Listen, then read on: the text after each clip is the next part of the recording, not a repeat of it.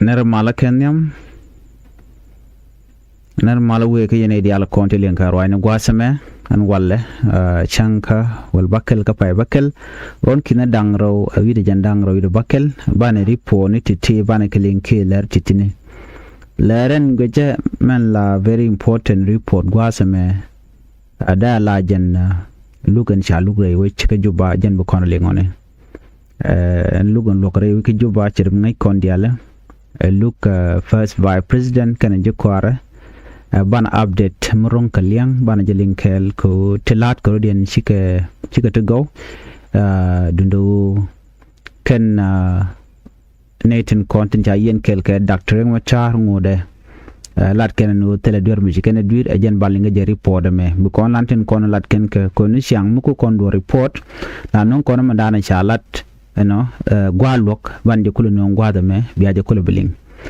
ko take media ne ten wena mo tilari pon la kan no ga ba kulu nyok me lat ke ya ani ler mi shaling gwasa me cha no ga tet tele charm chalaten la ken ten content be re kuma ka kirmi yadi ke lugu dan lukane kuma dr machar ka jan shang ka wal bakel ka pay bakel ron ken da dang ro bakel no cha ramadan en cha gwain cha jakob chong niam kuma kirmi yadit ke niam lok SPLM IO ke SPLM IO ne ga dialon kona cha gwain ka kwi kore dan ci to ka nasir gor ka jelo no ken de ga mu kerek de ka nak ke de ka yen ndan gor ke netin kontla jiter kuma SPLM IO ka ndan gor ka bane netin kontin la jang kel kan wore ken tin cha dakama char cha jano ke cha wore cha gor re wike so Sudan gor kan longo no ram mo no ken wore mo ken ji kwar dial de ka dil na ke de ka dil moy kerek ka jen goyni mandana cha goyen ka je ka kwire ka medan ci to ka nasir gwade chinwar wai army cikin yin ke de ni SSPDF chu chaka ka chu to no chaka dakama char ka no dakama char ti ka tet ka kwi kore dane le rode no re wiki juba gadwe lampoj charwach gadwe lampoj nen yin tur de mo gwada monial gwada dan tere ti jenten gadwe lampoj en ram kelken tin kontin cha yen charwach long ka tae dane kap kaneja che sharka che ka kwi situation ga me dan ci to kan nasir gadwe lampoj en ramkel millet ka parliament ke luaga bor la kona chole luaga bor jen ko chong ke Nasir County jen ko represent Nasir County ngai kono ene county la kana te karamimo muku ka represent within parliament milaran ngone ke law makar jen ramkel mileren wenamo ka ko represent Nasir ke chunga ka Queen Nasir and mi chitu ka Nasir so dara tika ngaitin ke dara rightin che debit ko jan kule la ramdanan la jodien ku jele la kam nialo gwada dan ten atin re which ka juba ke gwada dan to kwadi al tikaten jan kwai ngene je ka cha kwan Sudan People Liberation Movement in opposition me mokuma SPLM ko bechong ka kwi Nasir County gwada nye chongtin gwalo ke rajatin gwasame te di chalat no shela da George and wonena a jenni mendana le roda re wiki juba ke siasa me le roda re wiki juba re ban roda no chela do nene she mare ke netin kon chungne kel ke ku goga jeno de ka yan ke de ka kap chika jen re wuch ka korga medana ci korte to kan nasir roje ke family members tila shi mane tinte ga jekel ray wiki juba ka loko ba ka le kep ke ba ka mo kare ka kore dana ci to kan nasir den ci ka jen ciken juba ciken lele ciken leave ka kuyemu ka kuido ko de ken de ga kep ay kon medana ci to tene te kon tetikel ka honorable pot council gwaze dan ne cha potkang cha jo captain cha captain his student ke gadul gor kare duara National Security Service officers chukana ke kwen dial chwa yen yo nang na 2 year gwa da na yen gaten ko te jente to ye te jen mala na kanaten de ko ngaj bano mwala 2 year ke jam jeno mi shay nek ba yor year nobody will know block so to talk at lat ke kuma ya kula do ne kan members of my family shi ke jen ke kiko de ko ga target ti me cha ka bane no jene dwala me jen kaka cher lat gwaza me long en garu lampo jeno chetene to wan long to shi let ke kiko bi break batwo especially ta dan and cha guru jeno de mal der let ke jere wi ka South Sudan jene take senior leaders to contribute go bi kor beroda lat ke break bu rien lat no shela no mone kene de ti kene tin kontin dong chi chung kel ka Dr. Machar so ka kuje mone shi garu lampo chela de George jene de ti bel ka kwiko shunken kel ke kuma spela ayo che chula do ne na kene ko na shunga kuma spela ayo ko belga ka lora banko ka par spela ayo gore jeno kende ke yen kene de kontin gore jeno de ne de ti de ke yen kene tin kontin la kwarba ko kuma SPLM pinkir me yadit kane da kono ku contribute ko to bi rek pugoro en waka meref ko rodi rawi ka South Sudan kwade dane kap ka katin chetene de ngwani charen barai wuch no ko kan politician tela ji SPLA yo tetre wuch ke jen ando be dane jen kaka jen kan ko kap kaka de ko ram kele ko chula na tanelo yete jen shiram kel mila general jen boni chero da barame dane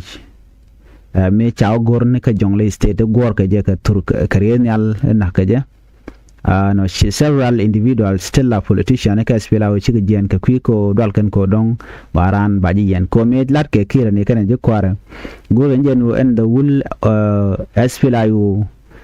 politician ka dial ki leader ka de ka dilat dol yen teram del raj boko kwidien ka teram mo de role jej bana jen amd ne dane tiketen ka kuje mo shu kan politician ti yu jien aren bare which ka kwiko yan kaka na chela do ne garu lampo jen tana dan tama ko yo gota kon tikatin ko shi jien ta ka kai din ke chare no to ko gwain ka ji ka baji yen ke baji lom ka do badanen don gori jen de kuma espela yo de je dismantle chela do jojo no ne juba chela gwado ala ka kuma espela yo ko mu kwaje target chi a good place ke espela yo at this time ko logo no ene mishilaro ne mudong de defani kuma espela yo non espela yo bagu jino jina jiram kel mi lo kirmi yadit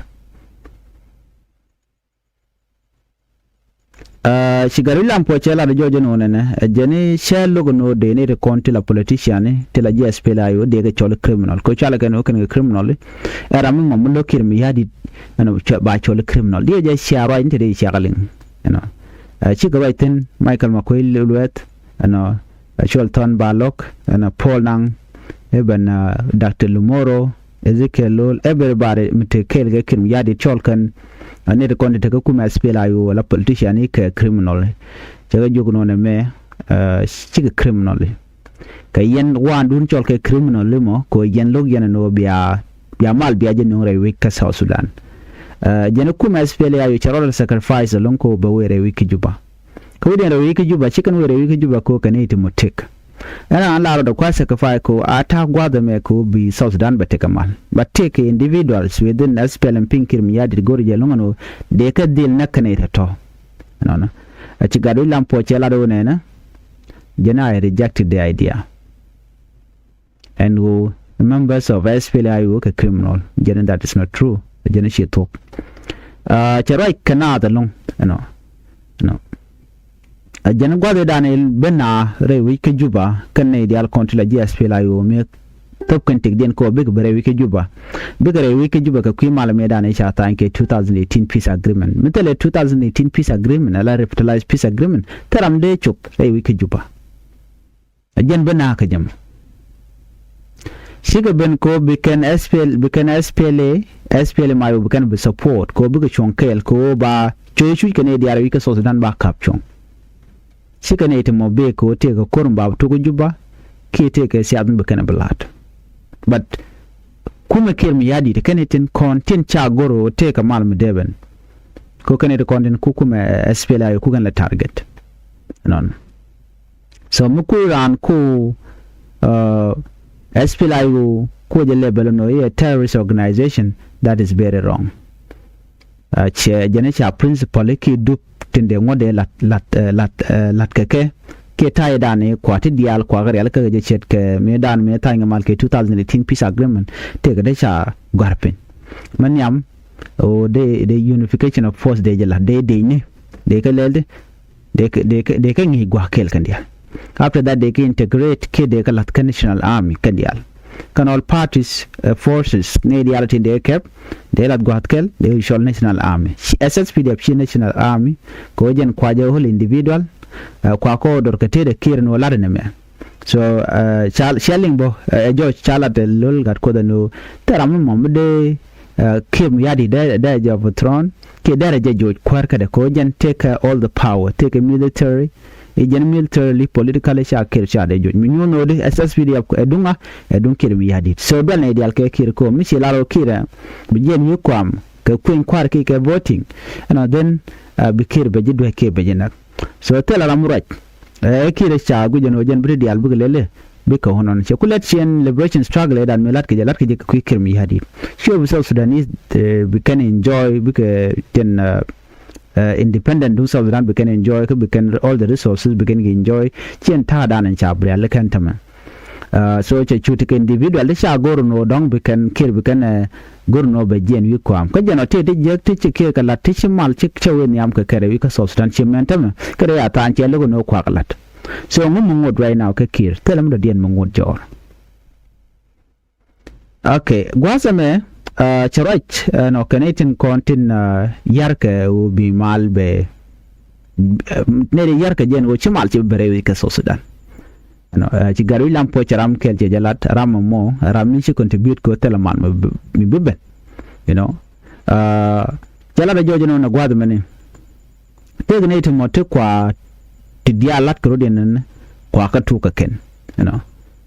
ko kene diala kon latke tuogon ne kan jang tin kon te kel ke kuma SPLM ayu so ke SPLM tin pinkir mi yadit ne de ti kan dial kan te ke influence mi chiran te $1 de la wi latke no so te ke tibet be ti chala da kan editine ramne nyam ci garu lam poja la de long no a presidential advisor kol manyangju no bi South Sudan be je ke ci mal ci bititin part of that ko jene jaram dal advisor ka kim yadi ka jaram dana te ko de mal dare bene de ke ngwan de la de so ram me ram kan mi contribute la de jojo se negative neji je out Canada and we so dan ba kana che bita kamal is part of that so arami mo mi de deal take it in kon lat ko rodien ko Canada kon lo ko jeno bi mal baben take a responsible way me de kan we de kan jagata mal ka de kan jaga je ka me jakana ka je kan ta right now according to Garuilam po jante ka comment mi chala de gude me ko kui ka tin kon lat ko den tet ka tin lat ko den la meeting de la lat ke okay ko kan meeting de la lat ke organization to go shit ka Africa Union ashit ke ga tit Canada la ko ken African Union Peace and Security Council kwad me la na right okay gwadame she idea she ajere jack wudu shalka me kol manyangju okay she kol manyangju no jene kan diala kontin tin cha yen shaka delun de ten gwadamo lo kan de consider ke political prisoners okay lo chicken de chaka delun jora mission me la droit mi jeng mission we mean that teleman ngot niam teleman beben you know so the reality chaka influencer kan politician return so mu jak so ran ko betede be jek so muku gar muku right openly ka kwiko la de chana chaka delun you mean that a Canadian content la part of problem nan to great week South Sudan so rami mo long mal rammo shingu she part of mal dan gurke deben en reply peace agreement dane tanye je tanye je ko bine dial biga tegamal ba ko in kwara ba jalat ba dial ba kare aleka den ba mal ben bine dial bukan kwara nok lo dien bukan kwan no banne me mi sha no ke kira so mi ba Nasser incident ba je ben lela la big deal ko ba kum SPLA yo ba je yar ke je good investigation no tuoge di sim kwala rentama ko tana bit kan tam run ba tana ba ga yatin ka within kir party ko shi contribute ka ta danan bi wit ba je ga chirga me shi alin ne ka nyam te ga mi chala da ne amam ke ramedan chirwa kenyam mam pal cha rajine shi kondi alalin che la da yoje no ne che te ka individual ti contribute ka shi podcast ba che raj bono no te ga ne ti contribute chi ga men shi kan shoot kan mention ne te konen chari ka mo chajelat Dr. Lumura ram ke chi konen me che la no de ga na te ka hostile ka no style te lan wori hostile counties chi kon di almo chi konen ne ko ken che raj chi kan mention no pol nang ke cholton ba lok ka jen wuri shal Dr. Benjamin Bol mere tere ti jena tam ne di alati wena Michael Makoil ne kan dia chi contribute ko shi South Sudan che bata kamal chi contribute ko Nasser incident ba deal to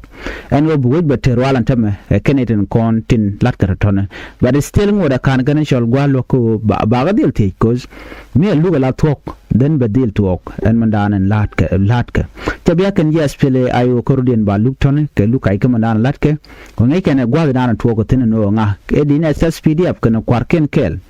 keneten content gori jeno deriak dar talk shumla rejeme en go isha Nasser SSPDF te kan Nasser ya ka wi yara diu ito shi SPL ayo kenete konte yat ka Michael kan wer waya min mo shi talk ko kan gwani ken ke local militia group kene te motela nuwer why army tram title basic training la latka ke telaka gwami kapkan yoten ke jo kan wala na men nobody is directing them ke tam muku control ram jen dor man dor gwan go we dorin we je defend tel kan ke jo kan obi agwat men so na mo tele SPL ayo tele jeteten but men bel ke dagma charlong kan dagma char jen kuni dial to ku control ne ko kan ware so jen do bdan yan ke je ke jen do bdan yan ke honorable podcast chirme shaling me dan bo ano podcast cha chol kan ur chal par kol ke jo jen jen bu gwa dagma char be kan so na me tele room tele connection ke Nasser incident miche kono gwi kono katindi ala kono chalat ko bana reka an ban jana license min di dana chalat bu kono bu kun pinyo no rek jana so kuje mo kuma SPLayo gwain ka jelora bang kwal lat ni delay man ko ci dak ma char e be chup ka kuin kware jan do bana lat ke jeje ko be kir ba kom e be chuje jan bi entam pet kenelong dia je share realize bo on within time lat ko report ni je lat bo ci point en kum kir mi yadi ci yoto shop ke $6 million